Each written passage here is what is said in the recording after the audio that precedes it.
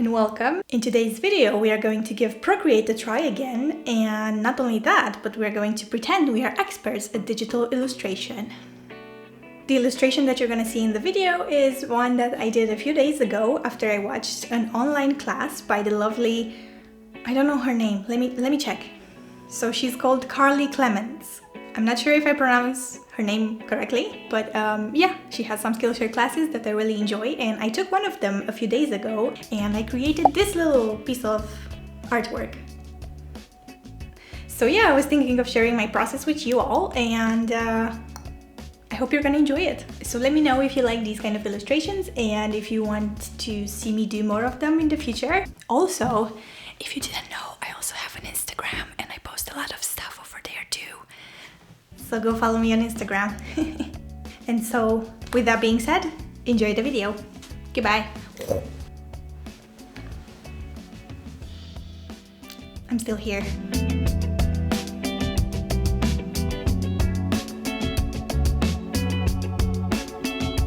So it's me again, this time with a voiceover. And yeah, I started by doing this little sketch right here that took me only like a few days. I'm joking, it didn't take me a few days, it took me like a few hours to make it actually, because I first had to just freehandedly sketch everything and put everything in place, or at least in the place that I knew I wanted everything to be. And then I had to go over the initial sketch and to make the second sketch, which was more of a refined one. So yeah, that took me a while, but yeah, I managed to do it.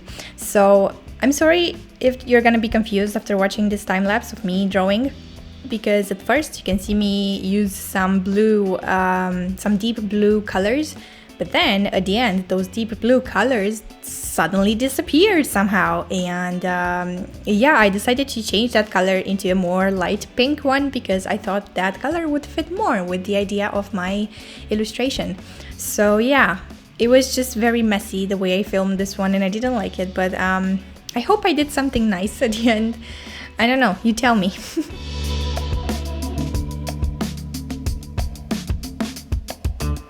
So what I wanted to tell you about is that these days I went onto Twitter. I mean, I'm always on Twitter, but I went to read someone's tweet, and they said that since they've been staying a lot inside and not going outside so much, they actually started having very vivid dreams. And I was like, okay, that's interesting. I never had super vivid dreams. I mean maybe like 1 or 2 times.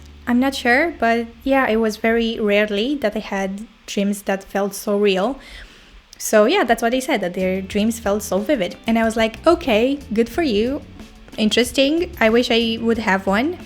And lo and behold, I had one a few days ago. I think if not yesterday or the day before yesterday or something. And it was an interesting dream. I actually loved it, and I woke up feeling confused and sad that the reality of the dream was not actually my reality. So that was an interesting one. I never had one dream like that where I dreamt something and I wanted it so bad to be like real. I mean, it was interesting. I was confused as to why did I want that to be my reality. I don't know, but yeah, it was interesting. I loved it. I usually love my dreams. My boyfriend always dreams, like if he has a nightmare, he hates it. Like he is messed up for the whole day. But if I have a bad dream or I dream something super messed up, I don't really care.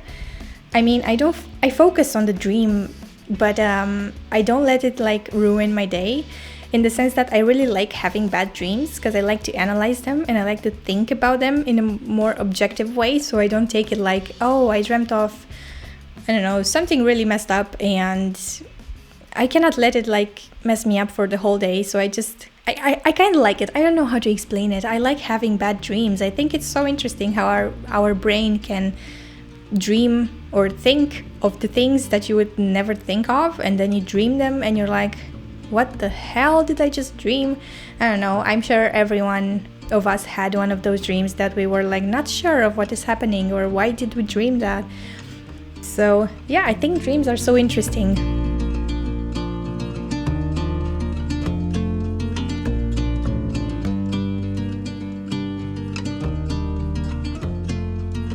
So anyway, back to the illustration. I really want you to tell me if you like these kind of drawings that I did, like this one on the iPad, because I am planning on doing more actually, because I feel like I can really learn some new stuff by doing these type of things, and I can learn how to draw some items that I can find around my house in a new way or in my way. I really think that this type of thing can help me actually maybe develop my style a little bit, maybe somehow, I don't know. I will see, but I really want to keep going with these type of illustrations because I really like it and I find it fun.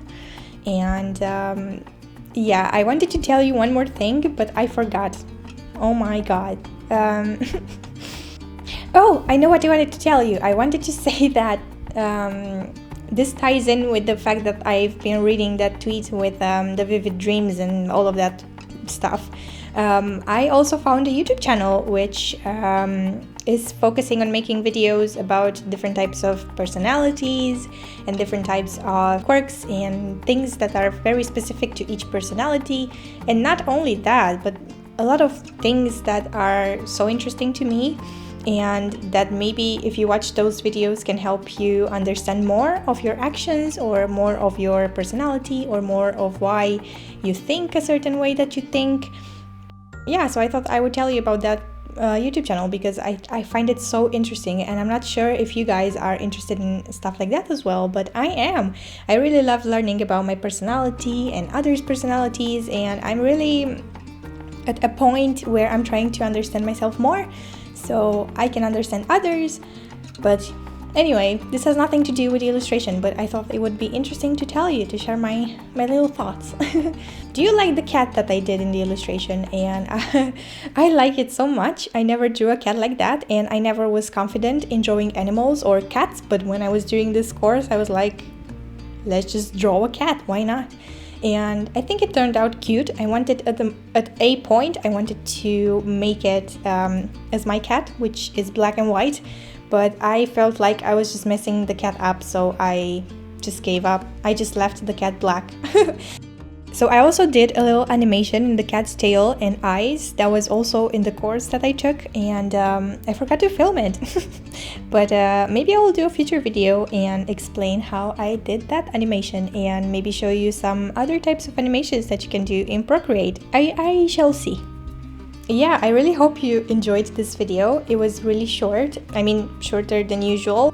Yeah, let me know if you draw in Procreate. Let me know if you would like to try drawing in Procreate, or if you ever did some illustrations like this in any program that you might own, because I never did, and I surprised myself when I did it and I loved it so much. So I'm gonna stop talking. It's the end of the video anyway, so yeah, thanks so much for watching, and I will see you in the next video next week. Take care, everybody.